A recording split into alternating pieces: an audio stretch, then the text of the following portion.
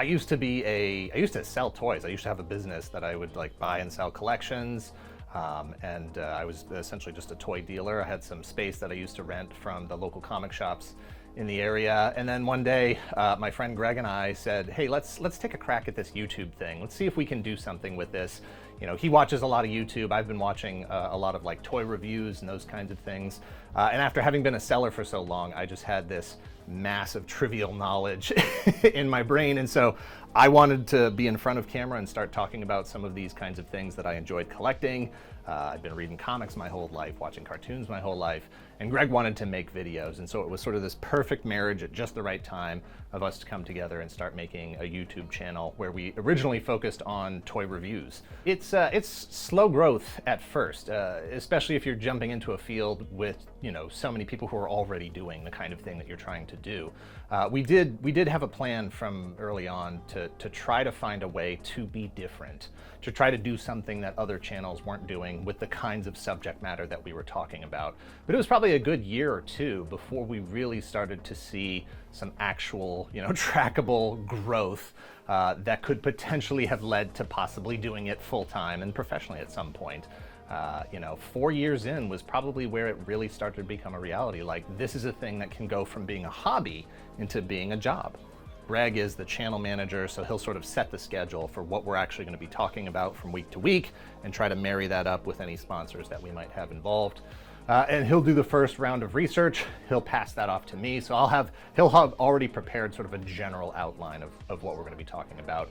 And then I'll start digging in deeper to that. And it basically takes me 3 days to put one of these videos together in terms of going through the research he's already prepared, figuring out a unique narrative that we can tell about a property that hasn't necessarily been told before, or a way that we can tell it our way, you know, make it unique to us so that people will actually check out what we have to say about a thing, even if they've already seen 50 other videos about that exact same topic. So I'll take that, I'll immerse myself in whatever that thing is, watch the movies, watch the cartoons, read the comics, play with the toys, whatever I need to do to make sure that I know everything I can about that thing so that I can express, you know, honest opinions and honest, accurate, you know, historical analysis about a thing. Greg and I will come back together in this studio space, we'll shoot it, and then he'll take it from there and he'll edit it into an actual video. I couldn't do it without him, he couldn't do it without me. It was a very unique set of circumstances that allowed for the creation of so much pop culture mythology that was directly focused at kids that were between the ages of 5 and 10 years old. The early 80s saw the Reagan administration really deregulate the way that you were allowed to advertise products directly to kids. And whether it was clear at the time or not, harmless or not, you know, there's a lot of debate on both sides of that, but the reality is that there was this deluge of all these new IP and new products and amazing toys, things that, you know, just across the spectrum of interests, Japanese robots, you know, superheroes, all kinds of stuff in this very small amount of time. And all of it was just hyper-focused on kids who were being put in the position to watch these cartoons every day.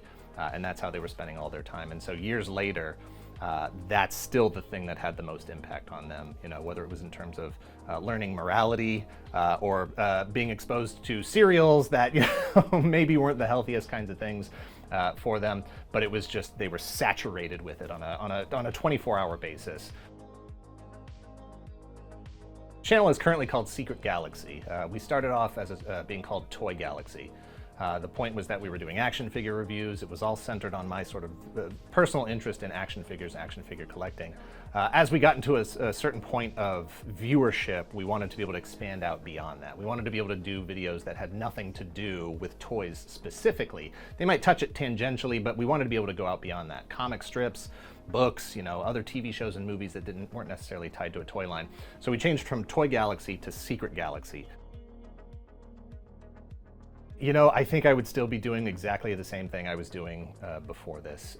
I would still be trying to do something creative. For years and years and years and years, I was trying to be a professional comic book artist, writing my own comics, drawing my own comics. There would be some creative outlet that I would have to be exploring while I did whatever day job I had. I've done car sales, I've done retail management, I've done, working at the mall, working food, I've done everything you can possibly put out there that would give me a way to make some income during the day while I focused on my creative stuff at night. Most of our favorites tend to be the ones that don't get a lot of views. And I really can't even say why that is. We try to put the same amount of fun and enjoyment and entertainment and information into all of our videos. But sometimes there's a subject that, for whatever reason, we're just in a particularly good mood that week and we have a lot of fun with. And being totally honest, my favorite video of all time is still going to be our top 10 crustacean action figures, which is just action figures based on crabs and lobsters. You know what crustaceans are. For whatever reason, that day it was incredibly hot in the studio. We were shooting my living room. We were still shooting out of my living room.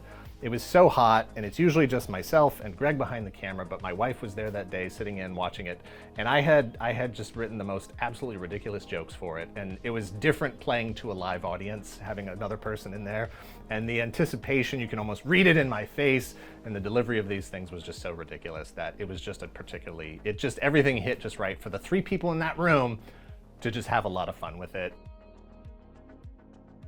If I had to get rid of every single action figure and toy and vehicle and whatever that I owned, my favorite would still be the vintage Kenner Boba Fett.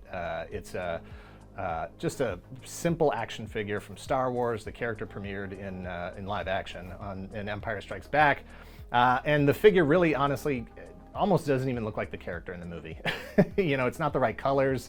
The rocket doesn't look the same. It's a very simplified version of that character.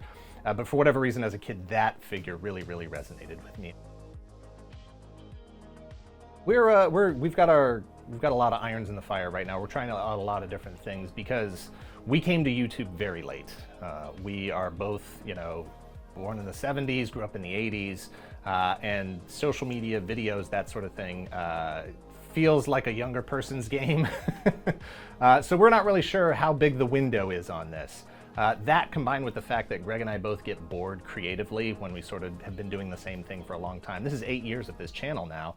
So we're constantly looking at ways to change it, to re-interest ourselves in it, and to reach out and do other things and see, can we get into regular television? Can we get into streaming television? Can we start making films? Are there other projects beyond there where we can take the tone and the sense of humor and the personality of the show and apply them to bigger things that'll reach a bigger audience? Those are all things that we are actively looking at for 2024.